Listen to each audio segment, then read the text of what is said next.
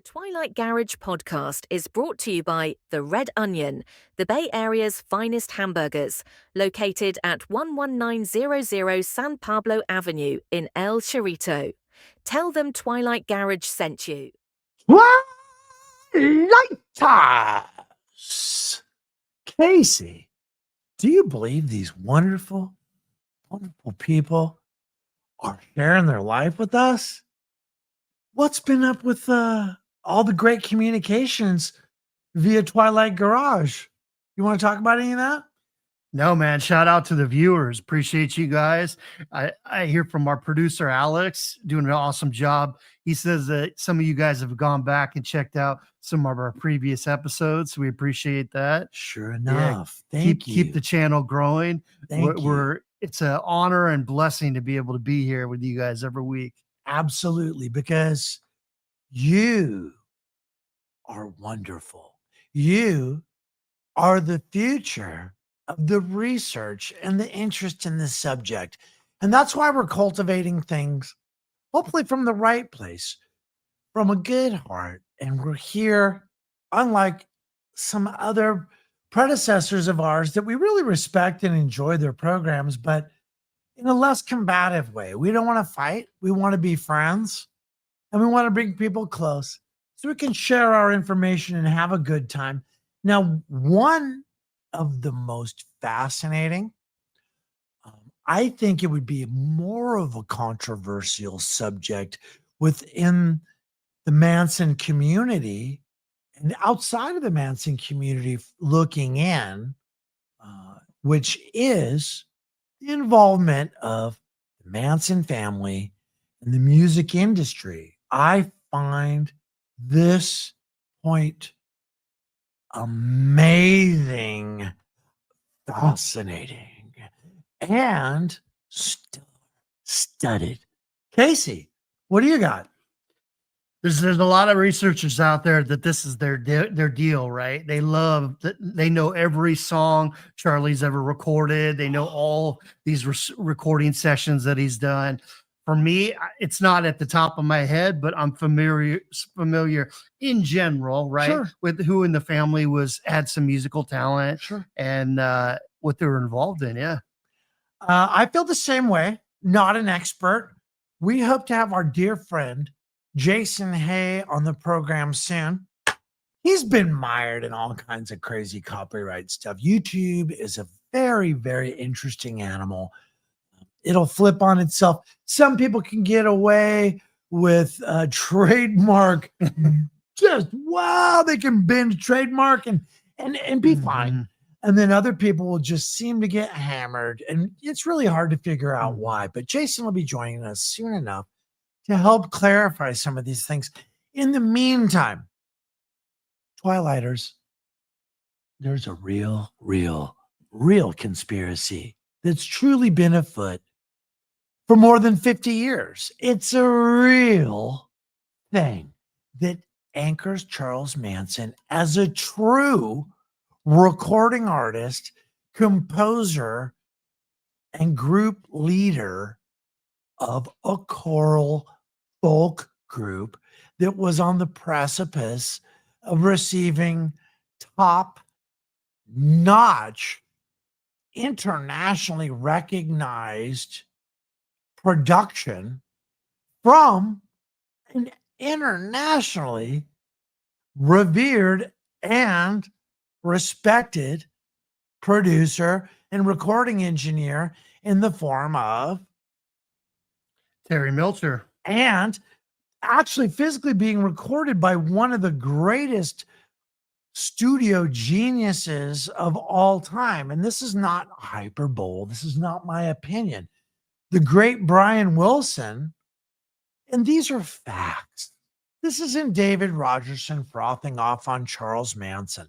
What this is an entire recorded record album from one of the greatest producers, not just of the time, but of the history of recorded pop music.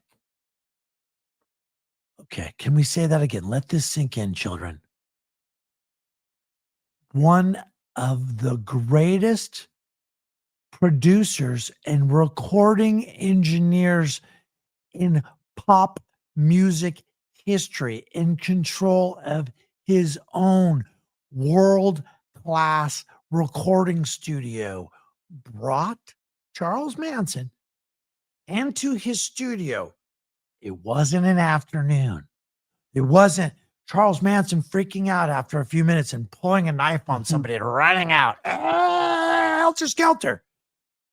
It takes a great deal of time, effort, and loving care to record 10 songs, which in the late 1960s, when these materials were recorded, creates a record album. Let that sink in.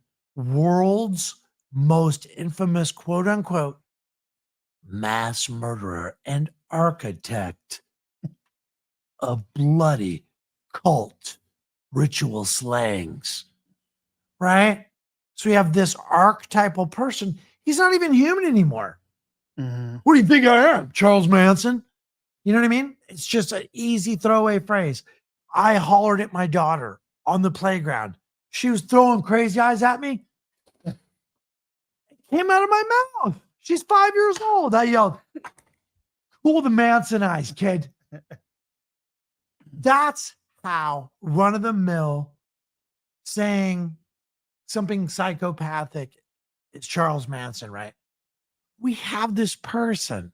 He was a real individual, had heartfelt music, that one of the greatest musicians who's ever crossed the path with a microphone saw immense talent in. Not just Dennis Wilson, not just his brother Brian Wilson, not just the fellow Beach Boys who ran the Brother recording label. That's a whole lot of hands and eyes Charles Manson went through that we're not talking about.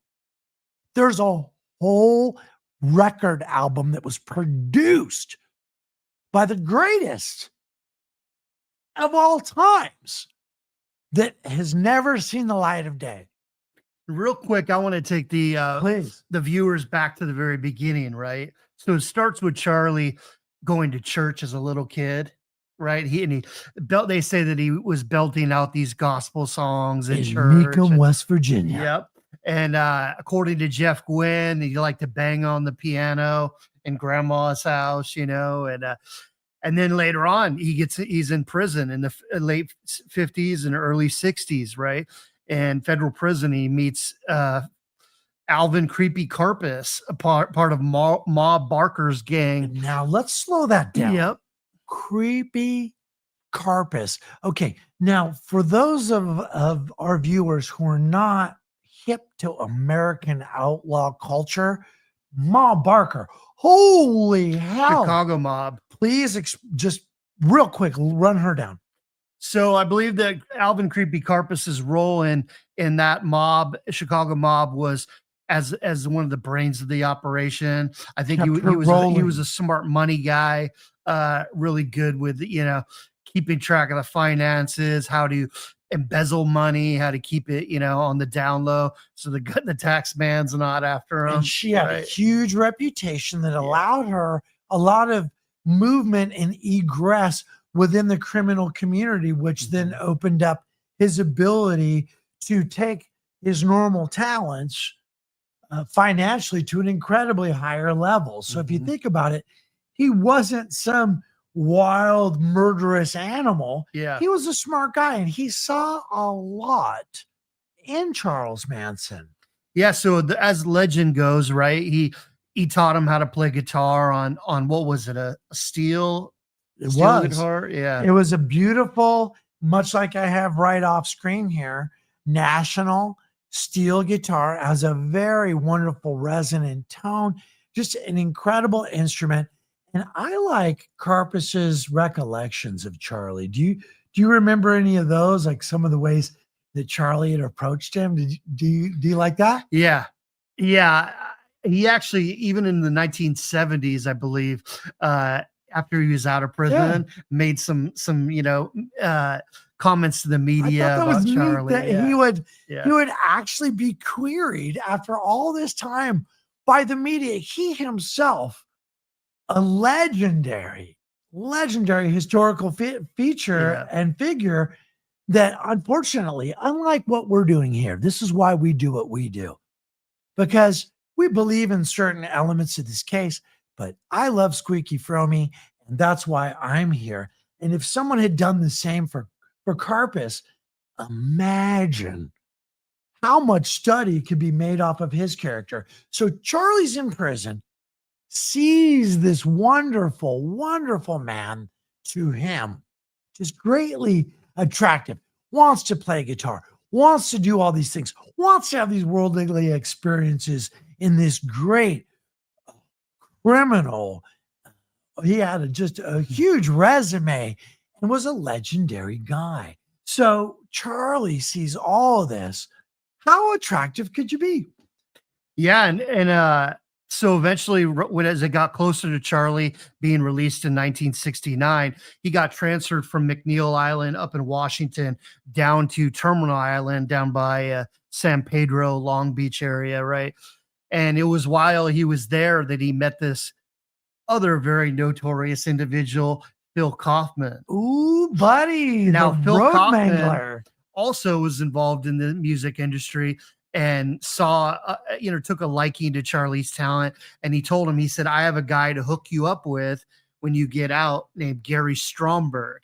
Right. He works for this record label in Hollywood. And also he helped provide him get him some gigs in clubs up in San Francisco.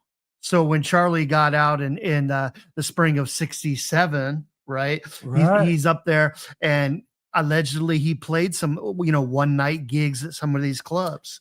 Now, what are your thoughts? Because much is made when he has nightclub appearances. Charlie is almost always connected somehow to this mob thing, or that there had to be a criminal reason why Charles Manson would be entertaining a nightclub with his guitar. Now, that makes so little sense to me as a person who used to spend time at nightclubs. I don't care that these people are criminals, right? Mm-hmm. I don't care what their criminal enterprise is. Mm-hmm. I'm here to listen to music that is going to entertain me, and I want to have a good time.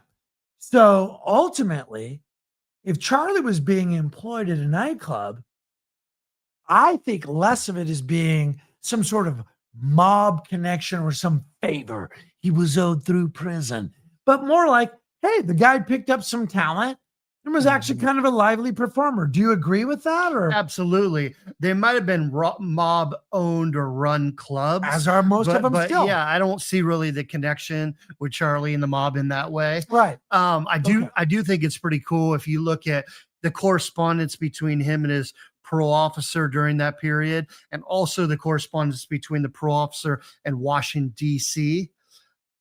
Charlie was being offered opportunities as under a stage name, Chuck Summers, right, to go work down in Mexico at a really nice resort, right?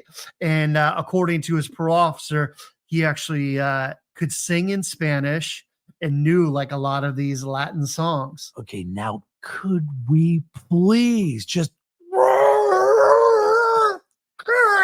I'm e-braking this point. Whoa. Whoa. So we've got some dude who's a loser, who's been propped up by life, who might be a CIA plant. Dude, all these people want to put all this business and just overspice the dish. Mm-hmm. Okay. If you look at the pictures, like the one you sent me last night, we always make fun of we call it the Prince Charming outfit. Yeah, it reminds me of those guys, Siegfried and Roy, the Vegas performers. So it's this burgundy, and we don't even use that stuff anymore. That great, like, is it like velveteen or what is that? Incredible. They called, the name will come to me again, but yeah. So it's that great outfit that was clearly made by, it looks like something Cappy would have worn. But if you see Charlie fresh shaven, early in captivity. Baby, I thought I had some crazy cheekbones and stuff, but dude, he's got the double chin, and he was such a beautiful baby. And it's important to remember that when he gets out in 69, he's not a Right. hippie. He's a beatnik. He came from that generation prior, right? Yes, that's why he had the great hair. That's why he had the sideburns. That's why he had the tattoo. But that wasn't a hippie. You didn't show up with some goddamn tattoo. That's beatnik stuff, people. He was way ahead of this curve. That's why he was blown away with the hippies. So I can't remember the actual resort name in Mexico off the top of my head, but allegedly the manager there offered him a job as a day manager and then working at night as a part of a trio of singers. And how would you get a gig like that if not by merit? That's why I wanted to put the brakes on it. He's supposed to be this loser, fresh out of prison. Look, an international gig? Gonna go down there, work at this nice place. They trust him enough to run this nice place during the day with the public. Clearly a striking guy, clearly great conversationalist, exceptionally handsome individual, got this charisma, got musical talent, can sing in bilingual capabilities. Kid's no slouch, people. He's not some bum-ass loser. Like, he needs to x-ray people's minds to get them to take care of him because he's such a flaming hunk of crap. Like, so, because the parole board didn't allow him to go down there, right? Do you feel it was because it was the international situation? Yeah, I think it had more to do with it being out of the United States. Now, yeah. One second. Yeah. The relationship between him and the parole officer, much is made of that. Now, just for a second before we continue on with this musicality, what do you make of that relationship with this particular parole officer when this was all going down? Okay, so this is not Roger Smith, which is normally who people talk about as parole officer. Right. This is a guy named McMention or McEachin. I forget what it is, but he was actually a guy down in LA. So it's the guy that ended up passing the responsibility off to Roger Smith once he established himself in Berkeley in the Bay Area. Right. So later on, when Charlie moves back down to LA, this guy takes over again as his parole officer and then reassigns him to another guy. So, but much is made of that. And I just think that's fairly straightforward procedural things that would happen with anybody in his place in the system at the time. Do you agree with that? Yeah, absolutely. Okay. I don't really see any funny business going on with the parole system. It seemed like he performed and sent in his regular letters. He made his appearances. He did what he needed to do. For the most part, in 1967, he was staying clean, not getting in trouble. He had a couple minor arrests that the charges ended up being dropped. So I don't really see any significant parole violations in that first year. Yes. Out. Yeah. So we can put some of that to bed. I'm so glad, Casey, because there's this whole element to Manson's freedom that has always puzzled me in terms of the reputation he had of just anything goes. It was wild. It was freewheeling. He would just take anything that wasn't nailed down and maybe pry it up if it was something he really wanted.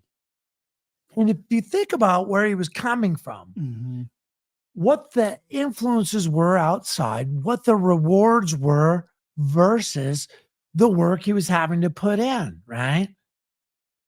I personally feel Manson was going above and beyond what most people would have to put out to remain law-abiding.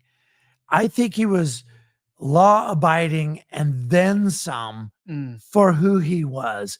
Though he would make these minor mistakes that you would think, hey, if I was on parole, I wouldn't get caught up in these minor beefs. But that's because you didn't spend most of your life in prison. And he was committing some crimes like involving underage young ladies and minor stuff like driving without a license, I mean, but stuff that was a citation. I think one of the worst, probably the worst things that he got busted for in 67 was up in Leggett with Ruth Ann Morehouse, and it was contributing to the delinquency of a minor, right? Because he was trying to talk the cops into not taking her into juvie. So yeah, might have been a good thing for her. Who knows? Getting back to the music though, Yeah. I think the opportunities dried up for him in the Bay Area. There's only a certain amount of clubs, right? And once the Mexico opportunity fell through, had to get out of there. They had to get down to LA. He had to pursue Gary Stromberg. So let's look at this. Manson is how far in would you think into taking his instrument and the idea that he could actually be a performer? How deep in this do you think we are? Including prison, obviously. I mean, you mean like how in his heart, when he started thinking maybe, hey, I could do this not just for myself sitting here in prison to pass time, but hey, man, people are kind of digging what I'm doing. Because what I liked about Karpus was he talked about Charlie's genuine keen interest, that he was super enthusiastic about the instrument. It wasn't just the adoration that would come with being an accomplished musician, but it was a genuine interest in the instrument and being excited about learning. And I guess the way he came at Karpus was kind of manipulative and transparent, like, oh, I'm going to put a hoodoo on you to get you to teach me. You know what I mean? Like kind of, I guess Karpus was like, dude, you don't have to fuck around or joke around or play any games for me. You don't owe me anything. Glad to teach you. You seem fine to me. And then I guess all the foolishness went away pretty soon. And he and Charlie actually had kind of a fond relationship in terms of mentorship. And so a lot of Charlie's words that he says, the jailhouse was my father. These older cons were my father. That's true. And Ma flippin' Barker, creepy Karpus. Oh my goodness, you people. Do you see how star-studded Charles Manson's lineup was already? Nobody knew the kid's name, and he's coming with a fat resume. I think what it is too is the parole board, right? They want you to get a 9 to 5. Oh, please. They want you to have live a normal lifestyle. Stable, please. He has no desire to do that, right? And he need a girlfriend or a wife and an apartment and a steady address. They need to be able to come into work and look at you and go, oh, the boss is like, he's fine. That's great. Then they need to show up at your house. The old lady's carping at you to stay in the, how told you? Oh, who's this? It's a parole officer. Come on in, Fred. That's what they want. You being in a resort, in charge, being a musician in Mexico. Yeah, the one night gig thing doesn't really work too well with the parole board. No. But they think it's a means to an end, right? They're hoping that it turns into something bigger. So when he started talking about, oh yeah, Phil Kaufman hooked me up with this guy that's a big time record, producer, I got to get down to LA. And so the parole board said, hey man, go for it. So there was a little bit of reason and flexibility. It wasn't rubber stamp one way or the other. And originally Gary Stromberg wanted to hook him up with I think he was a jazz musician. It was Hugh Masekela. Now, those of you that grew up watching MTV, you're probably familiar with his son, Sal Masekela, which is a DJ, right? Yeah, entertaining guy. But no, the father was a huge legend, just an incredible player, big session guy, had his own things. He's the kind of dude, I don't know if he did or didn't, but he's the kind of guy who would have a local show. Yeah.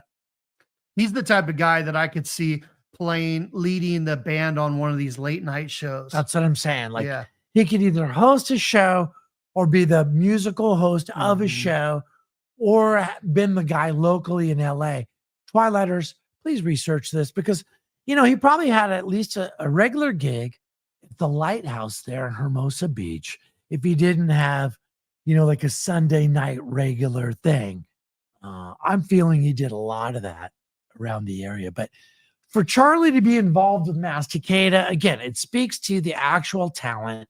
I want to not have the whole thing about his criminality being such a big deal and his musicality being a big deal.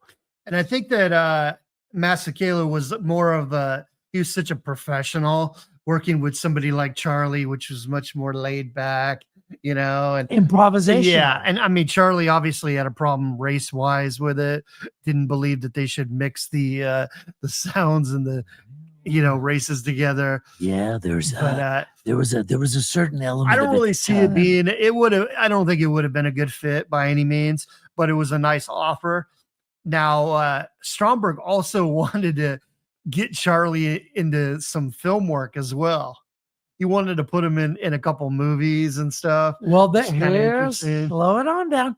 Now, what are your understanding about these potential roles? Because much is made of Charles Manson, vicious, bloody cult leader, and porn star. That one just keeps coming. Like, bro, where's the weenie pictures? Where's Charles Manson's penis? Where's the picture of that golden rub that the ladies couldn't stay away from? They would commit mass murder, ritual cult slangs, just to swing upon the testicles of the great manipulator Charles Manson. Like, what kind of movie roles are we talking about? Because all he ever gets credit for are these alleged porn movies that have never surfaced, because I don't believe they ever existed. It was a really odd movie. It later did get made. Okay. They ended up changing the whole cast up, but it was a movie about Jesus existing in the modern day urban landscape. And that is a true story, people. And where I guess Charlie got turned off from the project was the Jesus in this film was going to be black. Right. So, well, he was on the lot there at the movie studio having these conversations on multiple occasions. When he was living with Lynn and with Mary Bruner up at the Cole Street house in San Francisco, he was making routine trips down to Los Angeles to go meet with Stromberg in Hollywood to discuss these projects. As a person myself who's done that on many occasions, I've had television shows we were pitching. I've had pilot shows made at great expense, many, many, many things that Hollywood paid for. Let me tell you, when I was going down there and talking to Bill, the day one producer of, it was like one of those, what are the shows about the forensic pathology and all that? Yeah. Yep. So anyway, he had all those shows, and I made the dude pay out of his pocket to make a pilot show. They're flying me down there. You're down there at CAA meeting with agents and talking to people. For me, as a grown-ass man, it felt real. I thought there was a great potential this was going to happen. I didn't start buying myself cars or doing weird shit. But when you do that, and there's a consistent meeting with people who are actually industry people who are for real, you walk into Creative Artist Agency. Their name is on the door. With all their clients' pictures on the wall. Dude, I recorded. I can't describe the room. There's a 40-foot ceiling. Just the walls, the acoustic walls, the orchestra pit. I would grab a microphone that I knew cost $40,000, could pull it anywhere in the room, and it would stay exactly where I left it because the linkage and everything. Some $150,000 thing that's been there since 1949. Why? Because I was in Desilu Studios in Hollywood, bro. Yeah. Like, do you think that didn't feel real? And we walk in there and it was like, hey, Phil, hey, Phil, hey, Phil, from CSI. That's what it was. Yeah. He was a good dude, whatever. Talked all that crazy Hollywood shit. We're going to storm these rooms. I need to have a fucker. I've got a mandate. We're going to fucking catchword, buzzword. Like, whatever, man. It feels real. And when they don't fucking come through, let me tell you something. Fuck Hollywood. You get really huffy. You get mad. You start talking like our girl Blue, right? And the oxygen deal. They didn't put her whole testimony in there. But when you start talking about, we touched Hollywood, and you start sounding pretty insane and mad, it's because those people will waste your time, ruin your resources, take your dreams, and play weird games with them, and then forget all about you. His dream, his musicality had lasted for years. And then we start hearing about the guy after the fact. So where does this put us now? It's in terms of his musicality. It's during some of these trips too. Like on one of these trips is when he met Lynn. Another one of these trips he met Krenwinkel. Coming down to LA. Coming down to LA. Right. And that so, was the infamous Venice meeting. Like a magnet, people are being drawn to this guy. Right. And sure enough, by the early part of 1968, he's met Bobby Beausoleil and Catherine Scher. So other musicians are coming into his life as well. And they're more serious. And what are they saying? That this man has something. When you are a composer and an arranger and you have personality and verve and all kinds of charisma, guess what? The more talented, specific musicians on their instruments and their beautiful blending voices are going to naturally be attracted to you because you have the missing piece of their individuality. So then the individuals become a part of a group. These people are more talented on their instruments oftentimes than Charlie. That's why I brought him in. Why would you bring in people who are lesser than you? And so now we're in 1968, right? And they're hanging out in Topanga, right? In the very center of Topanga is this bar called I'm drawing a blank. Topanga Corral. Absolutely. Where people are playing. They're taking their experimental, cutting edge, soon to be iconic pop music and playing it for each other at the corral in the company and oftentimes with Mr. Charles Manson himself. And Topanga during that period was a little bit like San Francisco and a little bit like Laurel Canyon, right? Neat blend of and so you had a lot of people like Neil Young, like Janis Joplin and others, Joni Mitchell, people that were residing right there in Topanga Canyon. Yes. And so there were a lot of great bands that were playing at this Topanga Corral. So Charlie got this band together called the Milky Way. Yeah. Right. Beausoleil was a part of this and they had tryouts, and from what I understand, they only played one night though. That is correct. That one gig, there's mixed reviews about how it all panned out. And that's the thing for me as an observer of this case for such a long time. Again, I take some of this personally because I've been there. I've been on the precipice, had friends, had groups that looked like they were going to come together, and which would have led to a recording deal, which would have led to touring, which would have led to all these things that I would have really loved to have done. But then one little wrinkle, one little detail that maybe on the surface wouldn't matter can derail the whole project. And then it's all just a thing in your memory. And that's, I think, really hard for someone like Charlie, who put his heart and soul into something, who made his talent bigger than it was, I think, by performing with feeling and conviction. And I think that's what they saw in him. One of the first bands that they became friends with was Canned Heat, which I think was the house band at the time at the Topanga Corral. This is a biker bar, right? And there were other bands that they became, friendly with. International sensations. Guys, there's a couple just members, 3 members of Canned Heat that jump out immediately. Blind Out. Yeah. You got all these great members, the Mole, You have all these beautiful people who are just friends and neighbors hanging out again with Charles Manson and these ladies who formed up a choral folk group. What else do you do in these guys' companies? You're hanging out with Mama Cass and Canned Heat. Of course, everyone's going to be singing, right? What are you going to do? You're going to sit there and stare at them like a creep? No, you're going to sing and have fun with them.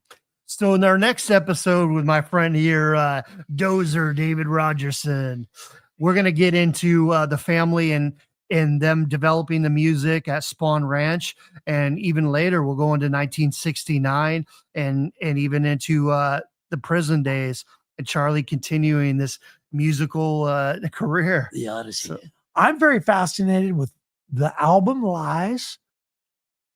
I know some of you are going to be able to help me understand that here in the comments, and then we'll follow through on that at some point.